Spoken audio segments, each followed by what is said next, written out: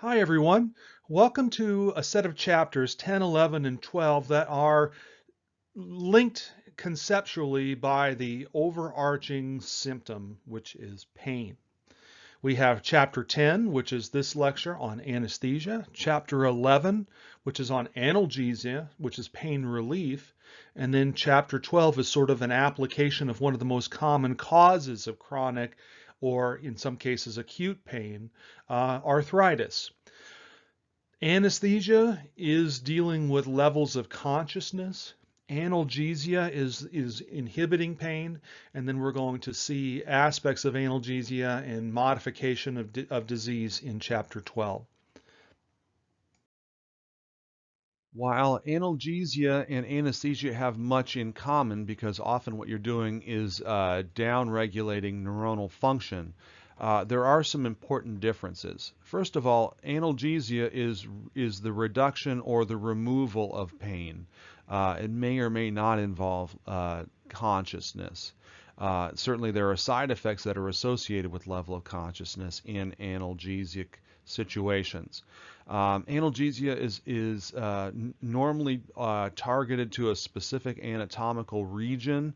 It can be highly targeted to a very, very specific. It can be more generalized and systemic, but you do have that ability to target in some cases due to delivery or preparation. Some analgesics can be taken orally without a prescription over the counter, for instance, NSAIDs and mild analgesics designed to lower pain.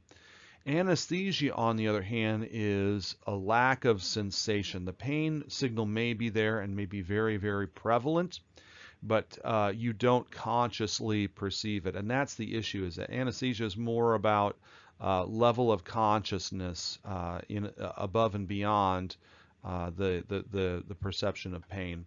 It does typically more often than not affect the entire body, though there are local forms of anesthesia. But most of the time, or it should be, because of the parenteral nature and the potential for serious consequences, be administered by somebody who has a professional level of certification. Just some types of anesthesia. How much you will encounter this in your professional lives may be a question, but as a patient and as a caregiver in a non-professional situation, it might be a good idea to understand this. General anesthesia is really acting on the conscious center of the patients. So it's primarily a brain-oriented effect, central nervous system, making them unconscious and unaware. It doesn't mean that there isn't pain. It's just that the pain is not being perceived at the conscious level. So gas anesthesias. Then we have more local anesthesias, which are generally given by injection or topical preparation. This is meant to block the neurons and the sensory function in that area so that you do not transmit the pain signal to the central nervous system. So it's known as local anesthesia. There is an in-between general and local, and that's, again, you're dealing with lower order neurons in the central nervous system. We call this regional anesthesia because you're anesthetizing large areas of the body, like the lower part of the body in terms of an epidural, spinal anesthesia, nerve blocks, and so forth that involve whole appendages or whole sections of the body. Just a brief discussion about what would be indicated for general anesthesia. Certainly, I could put a point zero up here and say any procedure that involves significant and invasive dissection of the body and tissues. So, but this slide is a little more dentally oriented. So, in addition to that sort of catch-all phrase, certainly anybody who has cognitive performance that's too low to fully understand what's going on, but yet needs the procedure to prevent worsening or fatal complications. So children who are too young to cooperate, folks that have low cognition or are combative. again, sort of back to that point zero of something that involves a deep or dissective procedure. In the case of dental situations, lancing an abscess is painful enough and will cause, without anesthesia, you'll often have guarding reflexes that can massively complicate the procedure. So you would knock somebody out in the case of an abscess because you're dealing with bone usually at that point. So it requires a little more stable patient.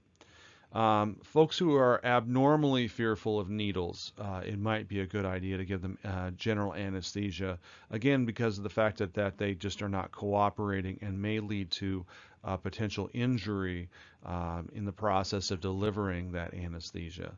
Lots of folks have phobias of needles, and that's unfortunate because the needles have never been better than they are now. The precision that we make these needles is so much better that the incidence of pain has really, really dropped off. And then lastly, we have things about extractions or sensitive teeth fillings, periodontal disease, anything that's involving infections of the bone and so forth. Again, these are sort of dissective situations. So the general indication would be deep and dissective invasive procedures. An anesthesiologist or any clinician who is administering anesthesia in determining the choice of type of anesthesia must consider several factors, and here would be an example of what we would consider to be a perfect ideal, if you will. Certainly decreased level of consciousness. You don't want the patient to perceive, much less remember, the pain of an invasive or disruptive, injurious, shall I say, procedure, because surgery and deep dissection is injurious in its own way. Certainly block the perception of pain. And then these things are not the same. You can be unconscious but still perceiving pain and triggering pain responsive reflexes in an unconscious patient. Um, uh, One of the things I discuss in my physiology class is that you have a pain perception, it goes to the spinal cord and it's integrated in the spinal cord, well below the cognitive neurons. And so you can get responses to pain even if the patient doesn't even have any idea that they are in pain. So you can get these sort of sub-perceptual responses. And so analgesia is important in the process of anesthesia as well, particularly if you're dealing with a painful, something that's potentially injurious or overtly injurious to tissue. Orthopedic surgery, those types of things. Certainly blocking memory of the procedure is good. What we call amnesia. Uh, if you have no recollection, you have no consciousness and no pain, that would be fantastic. Immobilizing, because of the precision required for dissection and or deep procedures. Certainly relaxation of the muscles. And again, this gets back to the idea of the perception of pain, because pain is integrated at the spinal cord. So you're depressing those sensory reflexes, and you're in some cases depressing autonomic reflexes to pain. Should be fast acting, that would be great. Sometimes they aren't always as fast acting as we'd like. What we mean by progressive is that if you give, that it follows a dose response. That is to say, you can tailor the amount of effect based on how much dose you give. And importantly, it's reversible. So if you do cross a threshold of too much, you can easily counteract that agent without too much trouble. Lastly, a low side effect profile, that you don't see things like laryngeospasm or hypersecretions or depression of the of ventilation, all of which are quite common in certain types of anesthetics. And that's what makes this a little bit of wishful thinking. You may have some of these things and not others, or you may have many of these things and then you have issues with toxicity, respiratory depression, etc. So it's up to the clinician and sometimes the patient's criteria for establishing what is the preferred anesthetic for a given therapeutic situation. And here's a slide that sort of extends what I was just talking about. We want to lose sensation. We want to reduce a level of consciousness. We want to relax those muscles and immobilize them and prevent the autonomic and, in some cases, muscle-mediated responses to pain, whether they're perceived or not. So we're looking for that unconsciousness. We're looking for pain relief and for muscle relaxation, what we would call balanced anesthesia. And it's very, very difficult to get all of them. It is possible, but usually you're dealing with toxicity and side effects that you may have to mitigate with other agents.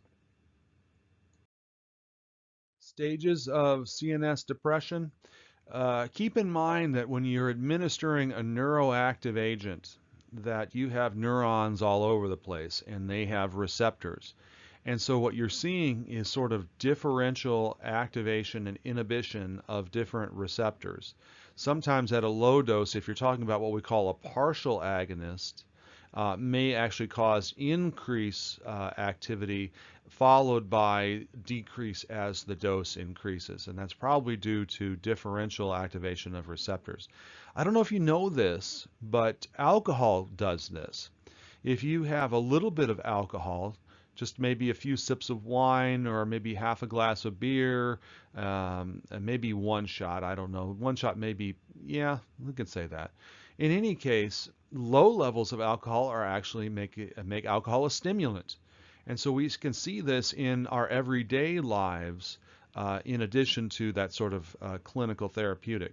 So stage 1 of CNS depression usually involves the loss of a pain sensation. It doesn't involve the higher order neurons, though, so you're mainly dealing with peripheral, perhaps spinal cord level sensation. Stage 2 is where you begin to see that elevated state of activation. And this is why many times what you will do is administer something that causes the patient to go unconscious prior to administering some other form of anesthesia for deeper procedures, because oftentimes those anesthetics are what we call partial agonists, and you'll see an elevated activity, which can lead to combative or other forms of disruptive behavior. You might see blood pressure irregularities, the autonomic responses increasing. And that's because of that sort of partial agonism prior to antagonism. Then we hit stage 3. So here's 1 and 2 up here. Again, the idea that you have some analgesia, and then you actually have a raised level of activity in that second, what we call the excitement phase. The third phase is that surgical anesthesia, where you begin to see CNS depression, loss of consciousness, and more immobilization. And this chart's really, really cool because it's showing you pupil dilations. When you hit that third stage, you see a consistent mild dilation of the pupils. Respirations become much more normal and steady, pulses steady and normal. And so that's what surgeons are generally looking for in their operative window of anesthesia. Right here between muscle relaxation and medullary depression is what we would call general anesthesia. Stage 4 is actually the danger zone. We begin to see large dilation of the pupils, unsteady suppression of respirations, changes in pulse, and dropping blood pressure. This is what anesthesiologists are watching like a hawk. They're trying to keep the amount of anesthesia in this stage 3 window. If we slip into this, now we're going to have supportive measures or counteractive measures, because if it continues to increase, we can induce coma and or death in those situations. Very common practice when it comes to anesthesia, particularly general anesthesia, is using what we call a pre-medication ahead of the actual anesthetic agent to do things like decrease potential anxiety or uncertainty, nervousness, tension in the patient. sometimes some of the anesthetics will induce nausea, and so they'll use an anti-nausea agent in order to reduce that risk. Depending on risk of infection, they may administer an antibiotic in order, especially with surgeries that may have either high risk of infection or a great risk of difficult infections if they do ensue following the surgery. Again, based on risk, they'll try to mitigate any potential risks with a pre-medication in order to achieve an ideal outcome. This is just another list of the same thing: guard the patient's safety, maximize potential for amnesia, anxiety, control behavior, immobilize the patient, those types of things. Some things that we'll have to do are the opposite. We'll have to discontinue medications that might be problematic during surgery, like, for instance, diuretics or anticoagulants, issues because of hypovolemia and hypokalemia. Diabetic drugs, you want to maximize glucose in the blood during this time, because it is a stressful time. So you don't want to do things to lower blood glucose. Warfarin, okay, that's an anticoagulant, and so forth. And so there are different types of things out there, some that have more amnesic capabilities than others, and depends on what your needs are. A little bit about inhaled anesthetics: small gases that diffuse very, very rapidly, extremely lipophilic, and a very, very effective way of inducing anesthesia. These are very, very effective drugs.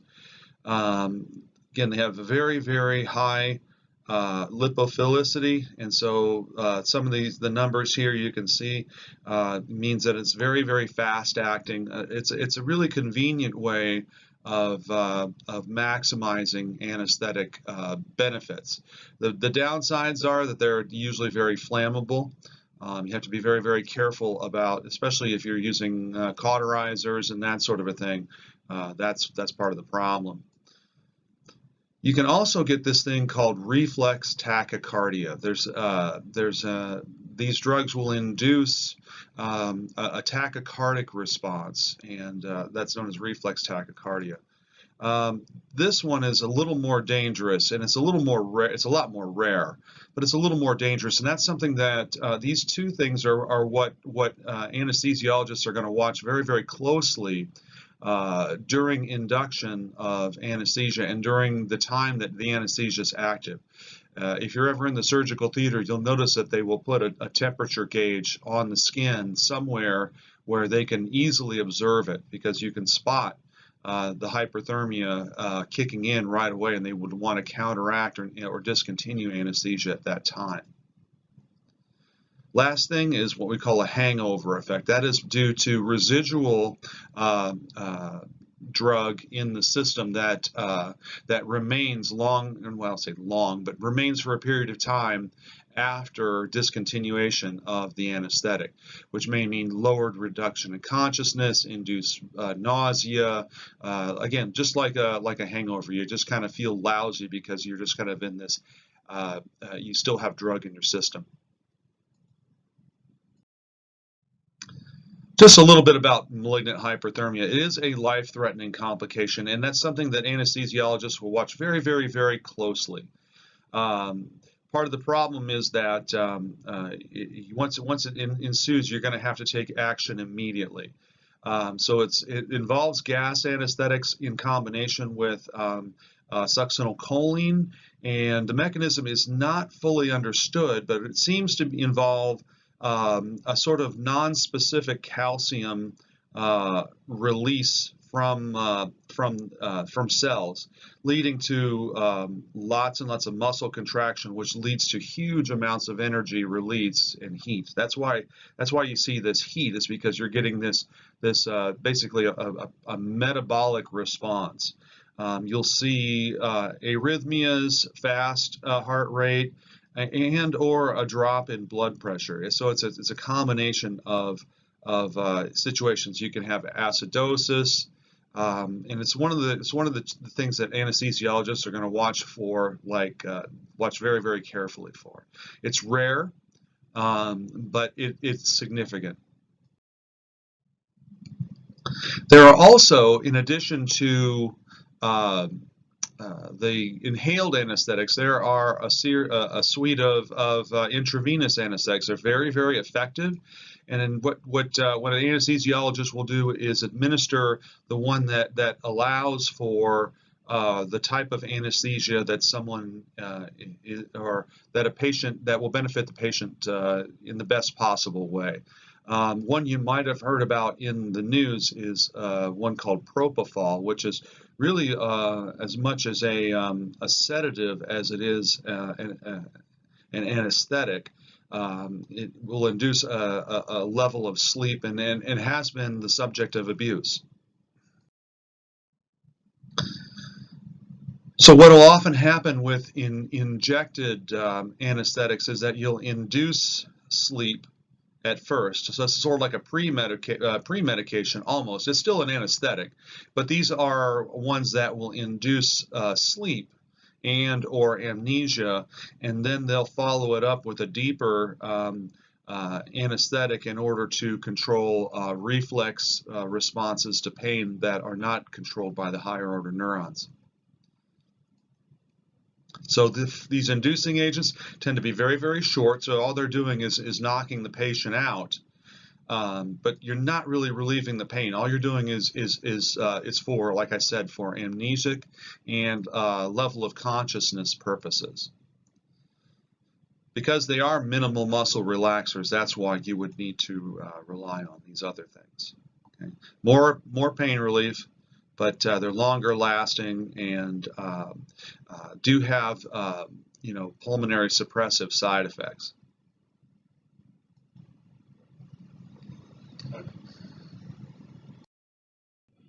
And just to reinforce that the reason you might consider an intravenous anesthetic is because even though they're slower acting and there are these sort of pulmonary and autonomic side effects, you get much greater pain relief. You do have a significant amount of amnesia, which is a benefit if the patient does come around even a little bit during the surgery. You can administer more anesthesia, and that will help mitigate any perceptions that may have occurred.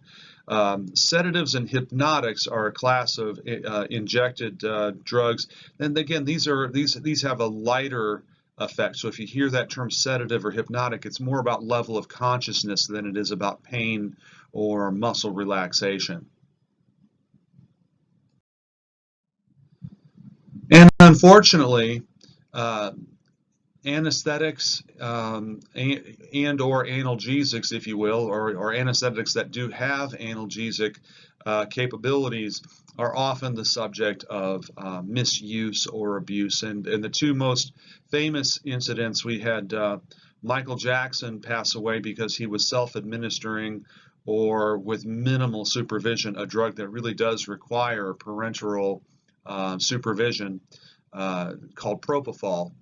He died of a propofol overdose, secondary to his desire to be able to sleep. He was having some issues with anxiety, and so was prescribed propofol by his physician, but the physician didn't exercise enough care in the administration, and so he overdosed and passed away. Prince was the other big one. Prince died of an opioid overdose. Part of the issue was that he had significant arthritis and pain due to some of the injuries and wear and tear from his high energy concerts. And so he was suffering from some hip dysplasia, had some surgery, and was in a fair amount of discomfort. And he accidentally overdosed, but was taken care of the first time, and then a few days later he did it again, only he wasn't supervised and he passed away. These drugs here, and again, I'm not worried about specific names, are considered what we call adjuncts to anesthesia. So if anesthesia is reducing consciousness, inducing amnesia, and or relieving pain, these drugs here are primarily used in order to reduce muscle tone. Again, if you recall that pain is integrated at the spinal cord, and that if you induce injury or inflict some kind of a noxious stimulus on muscle, you can actually induce reflex responses absent of any type of level of consciousness. And so these agents act at the level of muscle itself in order to prevent contraction. You have a couple of classifications. One is what we would call use dependence. These are depolarizing agents, so it requires muscle depolarization prior to the drug causing flaccidity. So what you get is you get this muscle contraction because the muscle is being depolarized, and then followed by profound muscle relaxation and loss of that reflex contraction that occurs with noxious stimulus. The problem with these depolarizing agents, they're very, very effective and quite often used. Succinylcholine is probably the most common. The problem is soreness. If somebody is exercise intolerant to begin with, it can be you can be very, very sore, even someone who's relatively fit, because of the level of muscular contraction that's induced during the time of the depolarization. So there's a residual soreness following surgery. The non-depolarizing agents, they have various degrees of length of action. The issue with these, though, is that they are effective, but you have issues with hypotension. So what's happening here is you're not only making the voluntary and skeletal muscles flaccid, you have this risk of reducing tension in the blood vessels, which leads to hypotension, and then you get this reflex tachycardia occurring. So somebody with a bad heart, this would not be a kind of agent that you would want to administer. So the major therapeutic concerns for patients who are undergoing general anesthesia for any reason, and again, I think this slide illustrates some of the things that you guys, as clinicians, as therapists, may be able to make some inroads on. Hangover effects, that is to say, because many of these drugs are very, very lipophilic, especially the gases, they will distribute very, very well into the fatty tissues, and therefore will not be cleared as rapidly as someone who has a lower BMI. And so you can have residual muscle weakness and lack of coordination, either due to effects on the muscle and the nerves that serve the muscle, or the central nervous system, generalized fatigue, decreased awareness secondary to level of consciousness that may be being triggered by drug that is being released from the fatty tissue over time.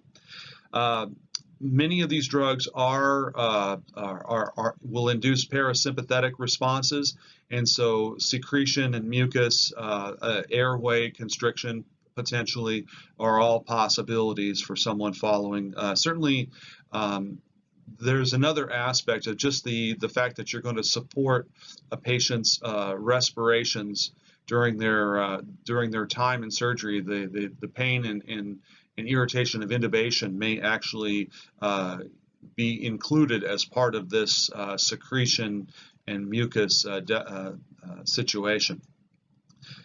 This third one's a little bit trickier to describe. What we're saying here is that there is some evidence of that administration of these drugs can induce longer-term cognitive effects. There has been some fear that of sort of like a fetal alcohol syndrome like effect on, especially on pediatric surgeries. But the evidence is not entirely clear at this time. But what the presumption is that these drugs may induce changes in the cells that lead to genetic expression and perhaps development or long-term, effects on cognitive ability and so forth. But this is still rather unclear. Some extra care is being given to these pediatric surgeries, these neonatal surgeries, those sorts of things, with that in mind. We've completed the general anesthetics, and now we're going to move into the regional anesthetics, which include central and neuraxial type anesthetics, peripheral nerve block, and field block. And then we're going to finish off with some local anesthetics, which there are two categories, the amides and the esters, that we'll just briefly touch on. These you might actually be see more often than you might. It just depends on where you find yourself working with patients. So there are two major categories of what we call local anesthetics. We have the amides, which include drugs that you might be familiar with, lidocaine and so forth, as well as the ester group, which is cocaine. So these are very familiar. They're all have a similar mechanism of action. What we're seeing, though, is what changes their difference in function is how lipid soluble they are, whether or not they have a vasoconstriction effect, and how long the drugs have an effect. We've got the amides and the esters, and we can also talk about anesthetics in terms of how they are applied to the patient. Take a look at pages 148 and 149 in your book. I think this is a very well written and a very good summary of how we deal with local anesthetics. The first category would be surface or topical anesthesia. These are sort of ointments or creams or drops that are designed to penetrate the skin. They're very, very lipophilic, and so they can be applied right to the area of anesthesia, and with minimal potential for other side effects or depressions of the central nervous system. We also have injected anesthetics. These ones have some be able to penetrate, but not as much as perhaps these topical ones. What happens is you're injected close to the anatomical location of a nerve ending, in and around, say for instance, where you're going to do stitches or that sort of a thing. Oftentimes, this infiltration anesthesia is administered with a vasoconstrictor in order to minimize diffusion of the drug into the bloodstream should some penetrate into those vessels. And then lastly, we have conduction anesthesia, which is a little bit more up towards the central nervous system. What you would do is apply this in an area where you have a plexus or a trunk of nerves, so you get a little more of a regional effect in conduction. So we start with very, very localized, slightly less localized, and then most regional in administration. So this concludes Chapter 10. In the next video, we will get into the inhibition and management of pain in Chapter 11, Analgesia. See you soon.